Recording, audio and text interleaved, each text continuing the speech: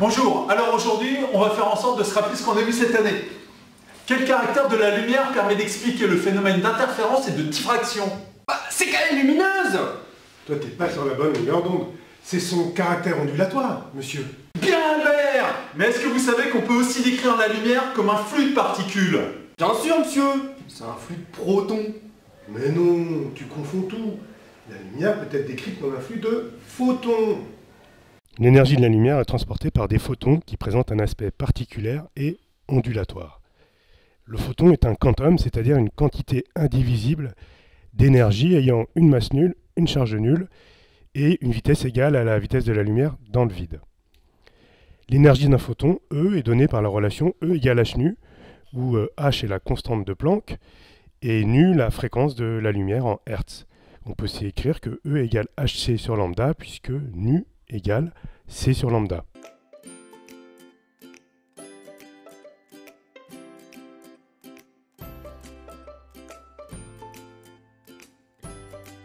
Est-ce que vous savez ce que signifie la dualité onde-particule?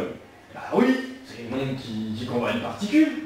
Mais non, c'est le fait qu'on puisse associer une onde à toute particule. C'est le physicien Louis de Broglie qui a émis cette idée en 1923. De Broglie? Mais c'est pas le grand-père de Kevin De Bruyne, l'attaquant de Manchester City? Décidément, Jean-Claude, tes références sont vraiment déconcertantes. Allez, écoute bien Jean-Claude. Je vais te parler de dualité onde-particule. Tu vois le cylindre qui est là? Suivant l'éclairement, l'ombre du cylindre est soit un carré, soit un disque. Alors si Albert Einstein introduit la notion de photon, particule d'énergie, E égale h nu, pour caractériser l'énergie d'une onde, Louis de Broglie généralise cette idée. Il considère que si une onde lumineuse peut se comporter comme une particule, comme le photon, alors à l'inverse, les particules matérielles, c'est-à-dire de masse non nulle, telles que les électrons ou les protons, peuvent se comporter comme des ondes. Il définit donc la relation de Broglie à toute particule de masse m, de vitesse v, de quantité de mouvement p égale mv. On associe une longueur d'onde lambda, telle que p égale h sur lambda, avec h la constante de Planck en joules seconde, p en kilogrammes mètre seconde moins 1, et lambda en mètres.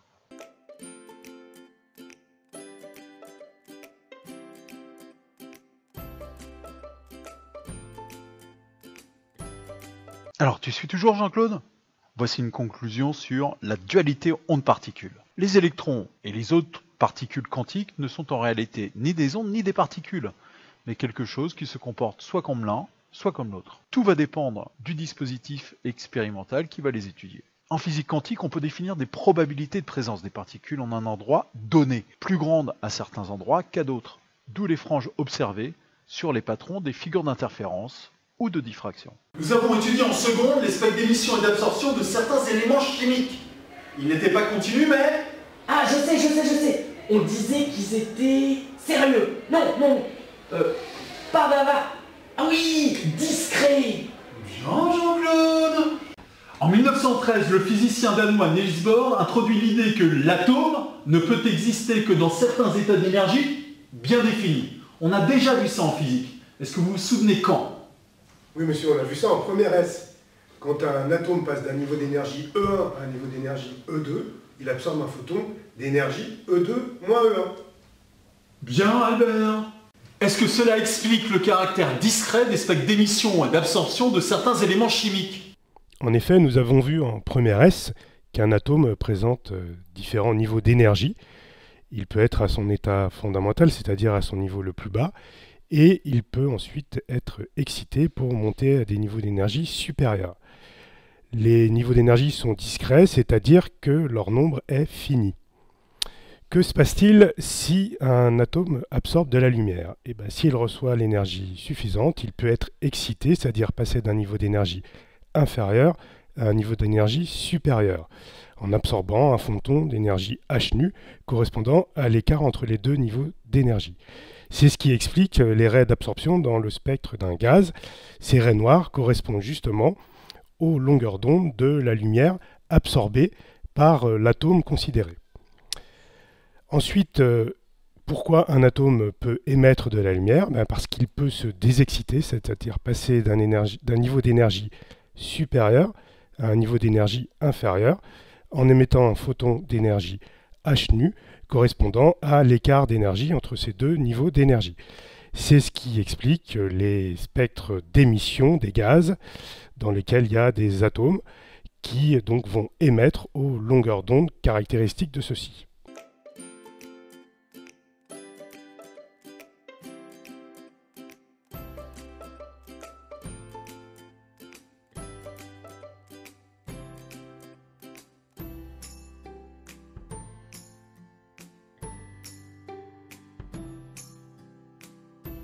Jean-Claude, avec tes références anglaises, sais-tu ce que ça veut dire que light amplification by stimulated emission of radiation? Ah, je crois que c'est mort. J'ai toujours eu des mauvaises notes en anglais. C'est pas que je suis nul, hein, je regarde bien les matchs de première ligue en vélo. Mais j'ai toujours eu des mauvais profs. Moi je sais, monsieur, c'est un laser. Bien, Albert. Et tu connais le principe de fonctionnement du laser? J'en ai marre de cet Albert. Il est dopé, le prof fait que de le stimuler. Il faudrait vraiment inverser les rôles. Jean-Claude, tu m'épates. Le laser, effectivement, repose sur l'émission stimulée et l'inversion de population. Albert et Jean-Claude, voici une explication simplifiée du principe de fonctionnement du laser. Comme dit Albert, j'utilise une animation tirée du site toutestquantique.fr. Pour simplifier, on prend un atome et on considère deux états d'énergie. En passant à un état d'énergie supérieur, l'atome gagne de l'énergie, il s'excite. Lorsqu'un photon arrive sur cet atome, il peut désexciter l'atome. Pour cela, il faut que les photons aient une énergie h nu égale à la différence entre les deux états d'énergie de l'atome. Pour un photon incident, il y aura deux photons ayant la même énergie. On parle d'émission stimulée. L'atome se désexcite, donc repasse au niveau d'énergie inférieure. Voici maintenant une population d'atomes préalablement excités. Un photon est envoyé, il va donc désexciter un atome et un autre photon de même énergie est émis. Un effet boule de neige s'effectue, l'énergie de chaque photon émis s'ajoute. Tous les photons ont la même énergie, donc la même fréquence. Dès que l'énergie est suffisante, on récupère l'énergie lumineuse. On obtient une lumière monochromatique, un faisceau directif.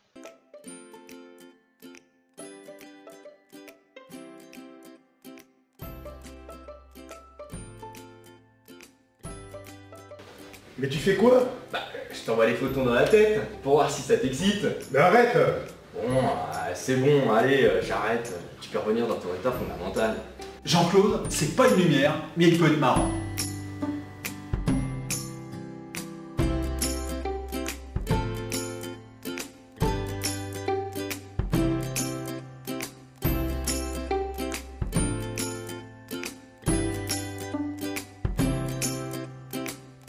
Light amplification by stimulated by emission of radiation. Ah, c'est con, c'était exactement.